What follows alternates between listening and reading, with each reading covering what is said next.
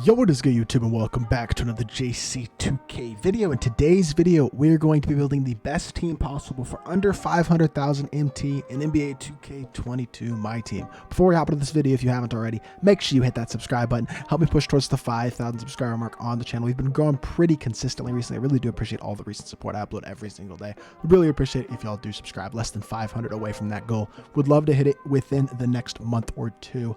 And yeah, like I said, really do appreciate all the recent support. But yeah, without further ado, I'm not going to waste your time. Let's hop right into it. With 500k, you can honestly build a really good squad. This team impressed me. 500k is a nice little chunk of change. Nothing too crazy, but definitely gives you the capability to build a squad that is very competitive, even against some of the best teams in the game. Has great depth, good players across the board. Very good squad. And at the starting PG, we're going with Zach LaVine, who I honestly think is one of the better PGs in the game. He's no Michael Jordan, he's not Ben Simmons, he's not Luke on next gen. I do think he's better than Luke on current gen, but he is a very good card. He's 6'5" and 6'8" wingspan, so he doesn't have incredible size, but decent. Hot spots from everywhere, though. 27 hops, some nice well-rounded hops across the board, though. He's got great finishing, shooting, playmaking, and defensive badges, which is super nice. Good all-around defensive stats. He's great athleticism, great shooting, and great dunking. Of course, obviously, it is LaVine.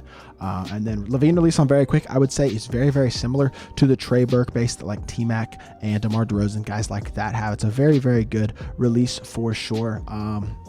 And yeah, his SIGs are also solid. He's got the Pippen behind the back, quick dribble style. His escape is not great, but the rest of his SIGs are very solid. And yeah, he's just a really good all-around PG. Can score, can defend, well-rounded stats and badges. Very good all-around card. He's 110,000 MT, more than a fifth of our budget. Definitely an expensive card, but I think he's worth picking up for this squad. At the back, I'm sorry, at the starting two, not the backup two, we got Dr. J, truly serving. Another just really well-rounded card. He's got pretty good size, hotspots from everywhere. 29 hops. They're nice and well-rounded. He's got good defensive hops, playmaking hops, shooting hops, finishing. Again, same thing. Stats, same thing as well. Nice and well-rounded, great. Really no significant lacking in any area, which is super nice. Rudy Gay release on quick as well is nice and smooth, fast, easy to green, just a good release. Great off the catch and shoot, good off the dribble as well. Quick dribble style, Kobe size up, and Pippen behind the back gives him super solid dribble six, which allow him to be a great secondary ball handler as well. He's just another card who does a really good job all the way around, can compete with the best cards in the game at the shooting guard position for a very cheap price.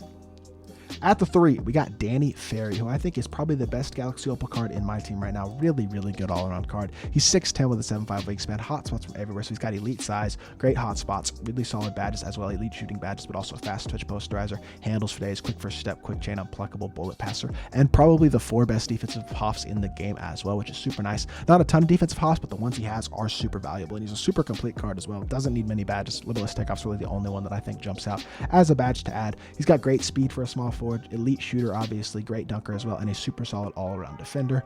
98 on very quick is one of the best things about the card as well. His release is elite. I love base 98. I know people don't love it as much this year as they've liked base 98 in previous years, but yeah, I mean, he's a very good card, and has an elite release, decent SIGs as well. Quick dribble style gives him the ability to be a solid tertiary ball handler and go get a bucket in a pinch. Overall, really good card. He comes in at 21,000 MT as well, which is a phenomenal price for a card as good as Ferry.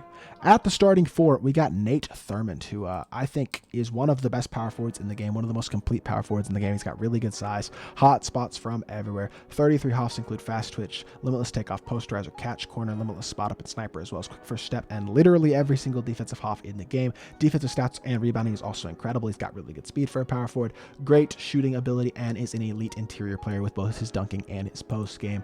Jump shot 35 on very quick. It's not the fastest jumper on very quick in the world, but it is very smooth, very easy to green. Solid all-around release with the quick dribble style, pro size up as well, and the pro 2 moving between the legs. He's got very solid six, especially for a power forward, so he's going to be able to go get a bucket in a pinch. He is a card who probably could use a couple of playmaking badges added to really take him to that next level potentially and take full advantage of his solid six at the power forward position, but overall he's really complete in every other area and just is an elite power forward option. Can compete with literally the best power forwards in the game. You could make an argument he is the best power forward in the game actually, and for 56k you're just not going to get a better deal than that. And then at the starting five, we got KP, the most expensive card in this team, but I think having an elite center with really good size is super valuable, and KP gives you just that. At 7'3" with a 7'6" wingspan, he's got the size to compete against Yao, Taco, Kareem, and guys like that. Hotspots from everywhere. 27 hops include drop stepper, mouse in the house, unstrippable, incredible shooting badges, obviously, 4 good interior Hall of Fame badges, which is also nice. Defensive stats aren't incredible, but they're decent. And with his 7'3 wingspan, or sorry, 7'3 frame and 7'6 wingspan, he has the size that it really helps to improve his defense, despite the fact the stats aren't absolutely insane. But he's got solid speed, is an elite shooter, obviously. One of, if not the best pick and pop bigs in the game, with a super smooth and quick release. Movement is not great, but that is okay. I think his size is super valuable on the interior on both ends, help to prevent mashing and also mash effectively, but also for rebounding and then being an elite pick and pop big as well. He can compete with the best centers in the game, and he is 125,000 MT, which again, very, very expensive, but a very, very good card. So for this starting five, it's going to run you around 371,000 MT right now on Xbox, and that's a big amount. Leaves us only about 129K to play with for the bench, but I think it's worth it to get yourself any elite starting lineup that really can compete with any in the game. At the back of one, we do have enough MT to slide in John Wall, who again, pretty expensive card. He's 61K, or I'm sorry, 57K MT, not 61.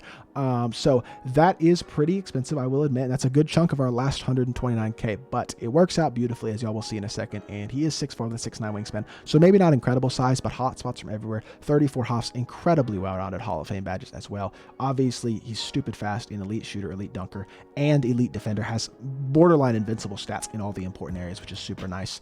John Wall release on very quick is also really, really good. The quick dribble style. His SIGs, while not amazing in the half court, are solid, and he does move really, really well. Obviously, stats and badges jump off the page as being amazing in his elite release as well. Just makes him a top small point guard in the game. And he does not tiny. Like, he is 6'4", which may not be the greatest height, but he also has a very tall player build, which is nice. So he competes pretty well in the interior, especially with 90+ interior stats as well. An elite all-around card. He is 57K, like I said. Big chunk of what we have left, but I think it's totally worth it. At the backup two, we're going with more of a budget option. That's going to be Mr. Mike Miller, just a guy who's going to be able to knock down shots at a super high level, has great size at 6'8", and is going to defend super solidly as well. Defensive stats are pretty good. Only clamps and menace as key defensive hoffs, and he can use badges like brick wall, post, lockdown, and rim protector, but his shooting badges are insane. Playmaking badges are also super good, and he's a really good finisher with 95 speed, excel, 98 shot 3, and a 95 driving dunk. Like I said, solid all-around defensive ability. Great size, the 2, and then jump shot 22 on very quick, which is an elite release like I've talked about a bunch on this game. Guys like Jimmy Butler, Chris Mullin, Andrew Wiggins have this release as well, and it's one of the better releases in the game. Catch and shoot and off the dribble. Shifty dribble style with mediocre SIGs is going to prevent his playmaking from being at the elite level, but with his playmaking badges being as they are, him being a super versatile shooter and slasher, he can be your secondary ball handler, and obviously one of his biggest values is, like I said, the fact that he is 6'8" at the shooting guard position, so he has elite size as well. He's only 8,000 MT, which helps us fit under our budget as well, which is super valuable and is going to be a great card.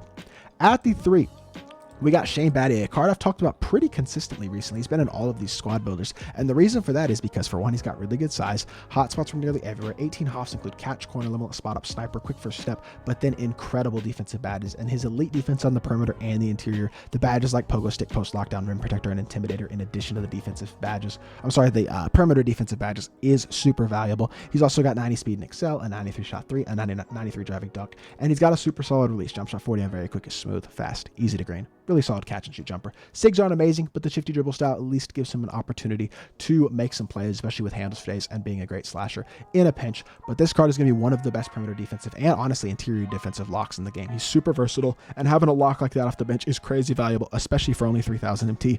He fits perfectly into the squad. And then at the 4, we're going with Jawan Howard, the brand new pink diamond that did come out just yesterday, I guess 2 days ago when y'all are seeing this video, but 6'9" with a 6'10" wingspan, so he doesn't have incredible size for the power forward, but does have solid size. Hot spots from 3 out of 5 spots outside the 3. 20 hops include really good finishing badges, catch, corner, limitless spot up, handles for days, hyperdrive, quick first step, and really, really good defensive hops. The 5 hops he has are very, very good ones. Very well-rounded defender with 90+ in everything important. Good rebounder as well. He's got great speed, good shooting, and great dunking ability. Jump shot 4 on very quick is a really good pick and pop release, as well as really good off the dribble. And he has the quick dribble style with the tray, size up, pipping behind the back, so he actually moves really well for a power forward as well, which is super valuable with him being just a tiny bit undersized. Another guy who just gets the job done everywhere across the court at a super high level. And for a pink diamond card, just like Shane Battier, he fits in beautifully at the team with this team for about 3,000 MT. Just an amazing budget card that you can use and can compete with those top guys. And then at the backup center, we got David Robinson, who, again, I've talked about a lot on this channel over the last couple months. He's been out for a while, and he's still a top center option, especially among those budget guys.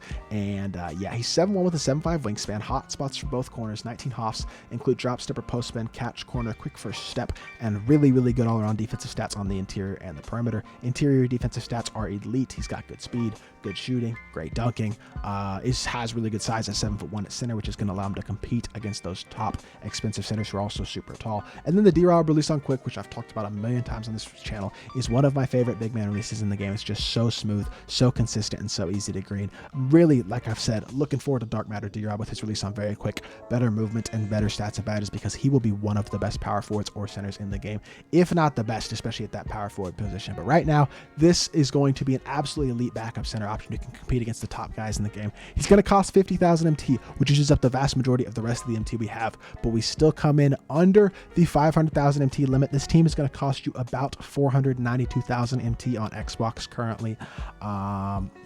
And yeah, like I said, I think this team really could compete against some of the best teams in the game. And that's not even to mention the free cards that you can slot into a team like this. You can slot in those guys like a Michael Finley and Fernando Martin, who are two of the best options in the game in terms of just their value. Richard Jefferson at the 2 as well is another amazing card. All three of those guys are free and absolutely elite at their position. Top 5, top 3, arguably even top 2 or top 1 cards at their position in the game. And those are free guys you can slot in as well to improve your team even more. Bob Nidalicki, another guy who's amazing. There's just so many good cards in the game right now that are free that you can use to supplement a team like this. But with 500k MT, which is a super reasonable amount, you can build a team like this that is going to allow you to compete at a super high level for a very reasonable amount of MT. And yeah, I like the depth, the way this team is built, all that. It's great. So that is going to do it for this video. Hopefully you did enjoy. If you did, make sure you hit that like button, leave a comment, and subscribe.